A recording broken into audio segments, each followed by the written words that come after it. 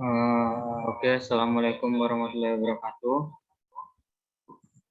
Waalaikumsalam Waalaikumsalam warahmatullahi warahmatullahi wabarakatuh. wabarakatuh. Ya.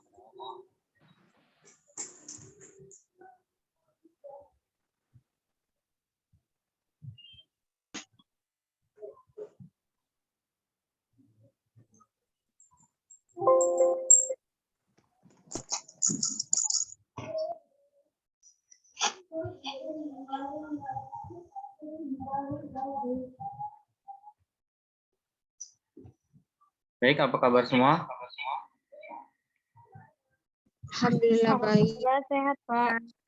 Sehat, Pak. Ya. Alhamdulillahirabbil alamin wa bihi nasta'in ala umuri dunya waddin. Wassalatu wassalamu ala asyrofil anbiya'i wal mursalin wa ala alihi washabihi ajmain. Wa ba'du.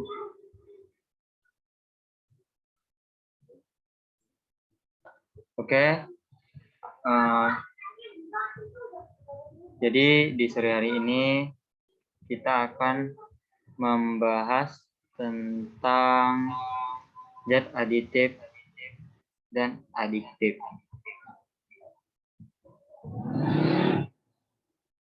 Nah, sebelum kita memulai pelajaran pada sore hari ini, ada yang tahu nggak apa itu zat aditif dan zat adiktif?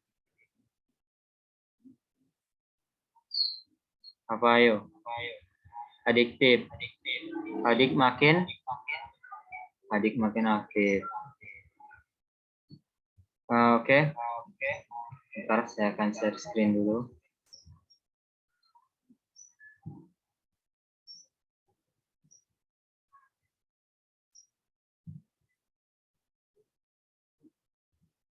Sudah kelihatan share screen-nya? Sudah, Pak. Oke, jadi di sore hari ini kita akan membahas tentang zat adiktif dan zat adiktif. Ya.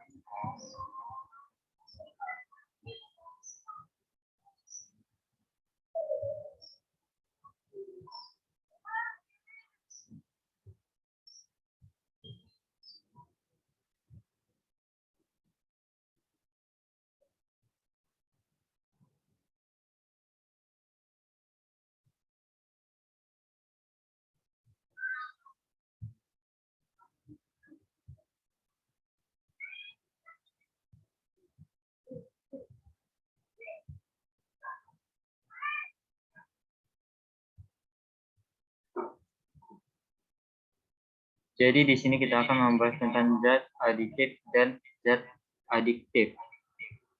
Yang lebih spesifiknya tentang bahaya dari narkoba bagi kehidupan. Nah, saat ini bahaya dari dampak adanya narkoba itu sudah mencakup luas ya. Kita udah nggak heran lagi nih kalau mendengar kata dampak dari narkoba itu sendiri. Karena di lingkungan sekitar kita pasti banyak yang melakukan ini. Entah itu secara transparan atau tidak.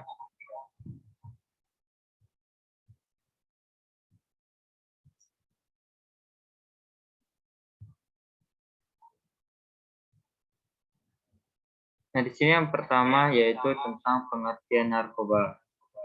Nah, narkoba sendiri adalah zat atau obat baik yang bersifat alamiah, sintesis maupun semi-sintetis yang menimbulkan efek penurunan kesadaran, halusinasi, serta daya rangsang. Nah, kalau bicara tentang narkoba nih, coba salah satu dari siapa yang berani menyebutkan apa sih contoh dari narkoba itu? Ada yang bisa jawab?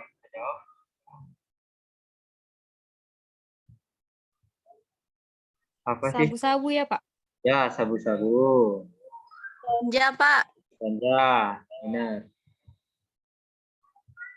Ya, benar. Sabu-sabu, ganja itu termasuk dalam narkoba ya. Narkoba itu banyak bentuknya. Nanti akan kita ulas ya. Nah, obat-obatan tersebut dapat menimbulkan kecanduan jika pemakainya berlebihan.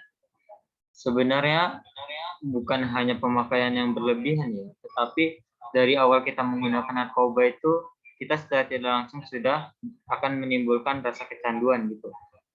Dampak kecanduan dari narkoba ini sama halnya dengan kecanduan dari jika membahas tentang seksual itu seperti contohnya masturbasi dan onani.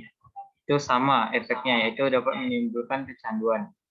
Sebenarnya pemanfaatan dari zat ini itu sebagai obat penghilang nyeri serta memberikan ketenangan. Biasanya digunakan ketika saat melakukan operasi gitu, di rumah sakit dengan dosis yang tertentu.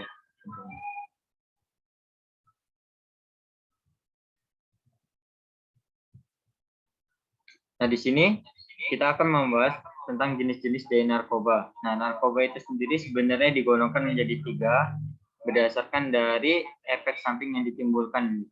Nah, di sini yang pertama narkotika golongan 1. Narkotika golongan 1 seperti ganja, opium, dan tanaman kokoa sangat membahayakan. Sangat berbahaya jika dikonsumsi karena berisiko tinggi menimbulkan efek kecanduan. Namun, di salah satu daerah di Indonesia ada yang menggunakan ganja ini sebagai penyedap makanan. Ada yang tahu di mana? Aceh, Pak. Aceh, ya benar. Tapi itu tentu saja dalam dosis yang sudah ditentukan gitu ya. Jadi aman. Nah, untuk jenis narkoba yang kedua itu ada narkotika golongan 2. Nah, narkotika golongan 2 itu apa? Narkotika golongan 2 itu bisa dimanfaatkan untuk pengobatan asal sesuai dengan resep dokter. Seperti yang saya bilang tadi, untuk penghilang rasa nyeri biasanya saat operasi ya. Jenis dari golongan ini kurang lebih ada 85 jenis. Tuh, ada banyak ya. Di antaranya seperti morfin dan alfa-prodina. Kalau kalian perhatikan di sebelah kanan itu ada gambar. Kira-kira itu gambar apa?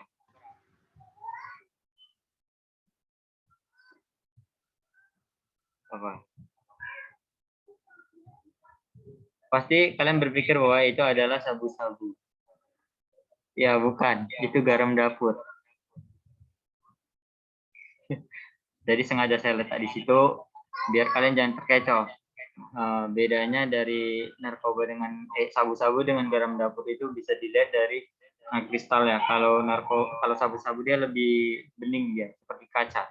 Sedangkan kalau garam dapur lebih keruh dia. Atau kalau mau lebih gampangnya bisa dirasain. Nah, untuk yang selanjutnya itu jenis narkotika golongan 3. Nah, yang terakhir ini narkotika golongan 3 memiliki resiko ketergantungan yang cukup ringan dan banyak dimanfaatkan untuk pengobatan serta terapi. Jika narkotika berdasarkan bahan pembuatannya, jenis narkotika tersebut diantaranya ada 3 jenis gitu. Nah, yang pertama narkotika jenis sintesis. Jenis sintesis yang satu ini dapat didapatkan dari proses pengolahan yang rumit. Golongan ini sering dimanfaatkan untuk keperluan pengobatan dan juga penelitian. Contohnya narkotika yang satu ini itu amfetamin, metadon, dan sebagainya. Nah, yang kedua itu narkotika jenis semi sintesis. Pengolahannya menggunakan bahan utama berupa narkotika alami yang kemudian diisolasi dengan cara diekstraksi atau memakai proses lainnya. Contoh dari narkotika ini adalah morfin, heroin, dan sebagainya. Nah, yang terakhir itu ada narkotika jenis alami. Nah, narkotika jenis alami ini contohnya itu ada ganja. Nah, mungkin teman-teman belum ada yang pernah lihat ya untuk penggunaan narkotika ini. Saya sudah pernah lihat langsung untuk menggunakan ganja ini ya. Mereka biasanya menggunakannya dengan mencampurkannya ke dalam rokok gitu. Karena beberapa teman saya ada yang mengkonsumsi ini gitu dulu. Oke, next. Nah, yang selanjutnya itu ada bahaya dan dampak dari narkoba. Tentu saja narkoba ini sangat berbahaya ya. Peredaran dan dampak narkoba ini saat ini sudah sangat meresahkan. Sudah banyak kali ya. Kita lihat di televisi juga banyak artis ternama yang menggunakan ini dan tertangkap gitu. Adapun di sini kita akan melihat beberapa dampak yang ditimbulkan akibat narkoba. Nah, dampak yang pertama itu ada dehidrasi. Apa sih dehidrasi itu? Secara sederhananya sih, dehidrasi itu adalah kekurangan air ya. Nah, penyalahgunaan zat tersebut bisa menyebabkan keseimbangan elektrolit berkurang. Akibatnya badan kekurangan cairan. Jika efek ini terjadi, tubuh akan kejang-kejang. Munculnya halusinasi, perilaku agresif, dan rasa sesak pada bagian dada. Ya, ini adalah hal yang umum terjadi ketika kita mengalami dehidrasi.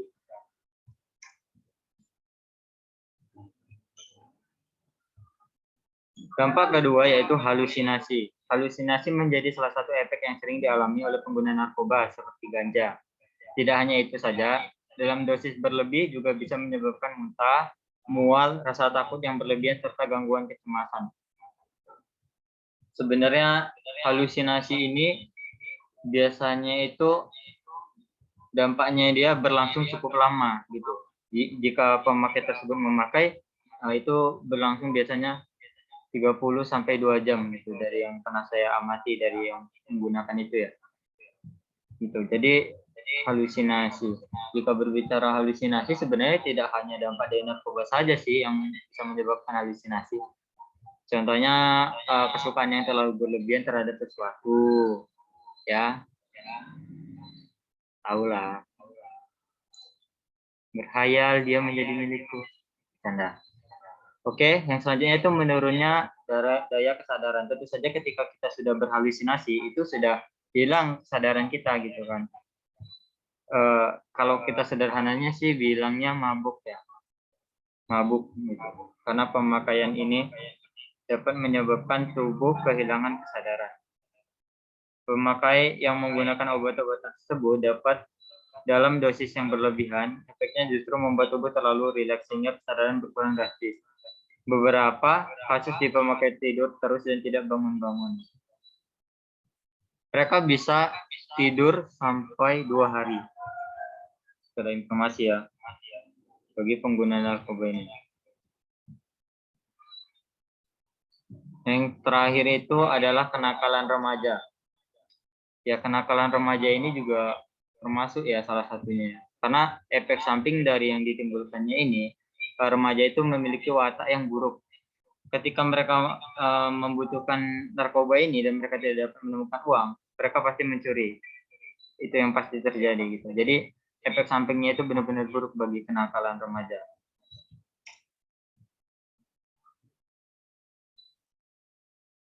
Dan yang terakhir dari yang paling mengerikan menurut saya adalah kematian. Dampak narkoba yang paling buruk terjadi jika si pemakai menggunakan obat-obatan tersebut dalam dosis yang tinggi atau yang dikenal dengan overdosis.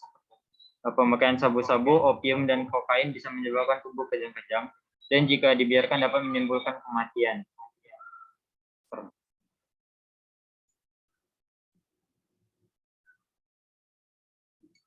Oke, mungkin itu saja untuk penjelasan dari saya mengenai bahaya dampak dari narkoba ini. Kemarin saya sudah memberikan LKPD untuk Ananda sekalian ya di grup. Sudah dikerjakan kan soalnya kan? Sudah, Pak. Oke, baik, di sini saya akan bertanya untuk pertanyaan nomor 1 dan 2 ya. Karena pertanyaan nomor 1 itu dengan nomor 2 itu berkaitan dan gampang ya. Rapita Sitorus bisa menjawab. Ada Rapita?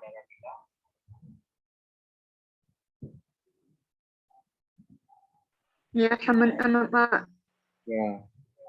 Nggak apa, Rapita. Lama juga nggak apa. Oke. Apa nih?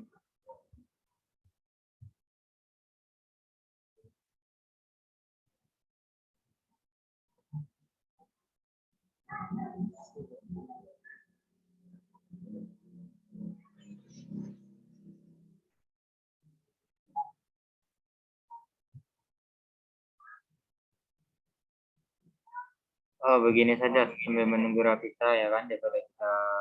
Oh, sudah bisa Rapita? Baik, Pak. Saya menjawab. Baik, silakan Rapita.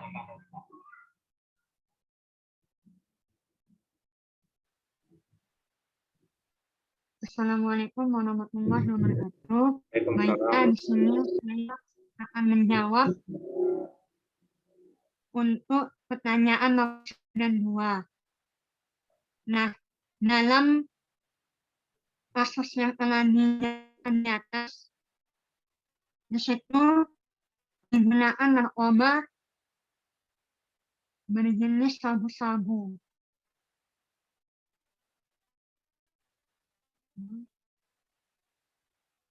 Narkoba yang berjenis sabu-sabu dengan berat 5 gram. Nah, sama-sama kita ketahui bahwa sabu-sabu merupakan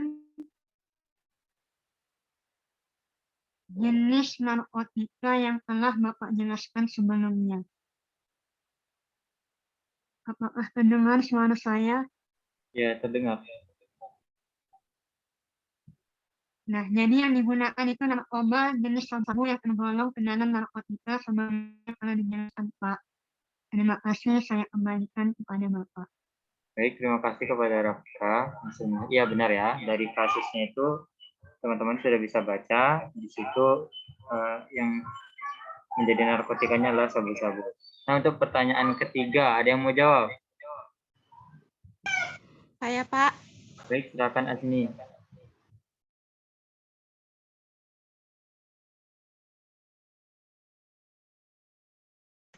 Baik, terima kasih pada Bapak.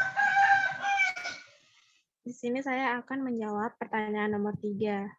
Nah, jawabannya itu dalam jangka panjang, efek penggunaan sabu dapat menyebabkan kerusakan permanen seperti peningkatan denyut jantung dan tekanan darah.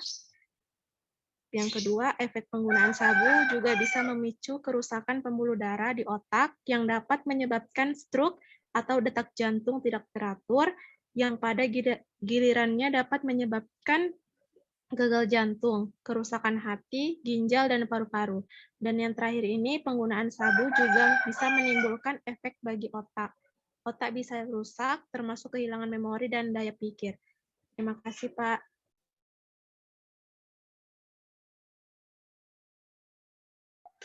Baik, terima kasih kepada Azmi. Benar ya jawabannya ya. Nah, untuk pertanyaan terakhir, saya minta ke Dinda. Bisa Dinda jawabnya? Bisa, Pak. Ya, baik. Silakan Dinda. Untuk pertanyaan nomor 4, jawabannya menghindari narkoba dapat dilakukan yang pertama, mengetahui serta menyadari jika narkoba atau narkotika membawa dampak negatif bagi kesehatan serta kehidupan. Contohnya, terjerat kasus hukum dan yang paling fatal adalah kehilangan nyawa. Yang kedua, mencari tahu serta menggali potensi diri dan memanfaatkan waktu sebaik-baiknya untuk mengerjakan berbagai hal positif untuk perkembangan diri. Yang ketiga, menolak dengan tegas ajakan untuk mengonsumsi narkoba atau alkohol. Yang keempat, memiliki pendirian yang teguh. Jika diajak serta dipaksa untuk mengonsumsi narkoba atau narkotika, tolak dengan tegas. Terima kasih, Pak. Baik, terima kasih kepada Dinda. Mungkin menurut saya jawabannya udah benar ya dari semuanya ya. Di sini bisa on cam biar kita screenshot untuk pertemuan hari ini. Ya, bergaya yang cantik.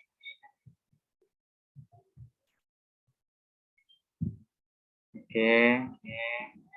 Baik, 1, 2.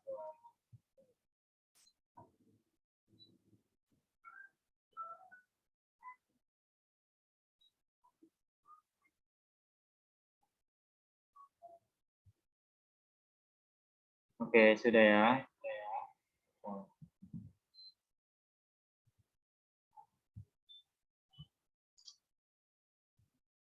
Baik, mungkin kita cukupkan saja perkuliahan hari ini karena juga sudah sore. Terima kasih buat anak-anak sekalian yang sudah mengikuti pelajaran pada sore hari ini. Maaf. Bila mana terdapat kata saya yang salah, saya mohon maaf. Bila mana ada yang baiknya, silakan diambil. Saya akhiri. Assalamualaikum warahmatullahi wabarakatuh. Waalaikumsalam warahmatullahi Waalaikumsalam warahmatullahi wabarakatuh. wabarakatuh. Terima kasih, Bapak. Ya, sama-sama.